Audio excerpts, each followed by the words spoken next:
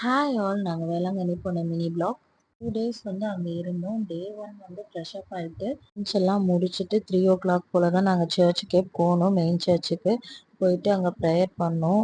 Main search, இதை சுற்றி நிறைய சர்ச்சஸ் இருக்குது. இங்கே மட்டும்தான் போனோம், வேறு சர்ச்சஸ்க்கெலாம் போகலை. ஏன்னா ட்ராவலிங்கில் ஆல்ரெடி பயங்கரமாக டயர்டாக இருந்ததுனால. மெயின் சர்ச்சில் வந்து ஸ்ட்ரெயிட் ரோடு பீச்சில் போய் எண்ட் ஆகும்.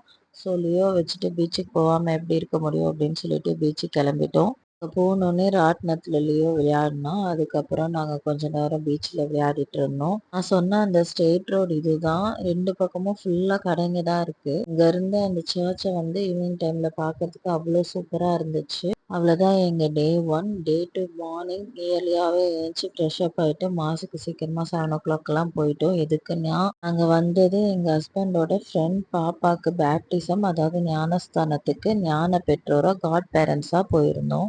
பேப்டிசம் நல்லபடியாக முடிச்சுட்டு லஞ்ச் எல்லாம் சாப்பிட்டு நாங்கள் ஈவினிங் வந்து கிளம்ப வேண்டியதாகிடுச்சு. அங்கே போகிற வழியில் ரொம்ப ப்ளசண்ட்டாக இருந்துச்சு. பேர்ட் சவுண்ட்ஸோடு. அதை மட்டும் அன்மியூட் பண்ணியிருக்கேன் பாருங்கள்.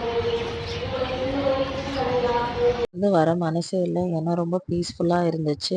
பட் ஆனால் நாங்கள் நெக்ஸ்ட் டேவே வேறு ஒரு இடத்துக்கு போகணுன்றனால அன்றைக்கி நைட்டே நாங்கள் அங்கேருந்து கிளம்பிட்டோம்.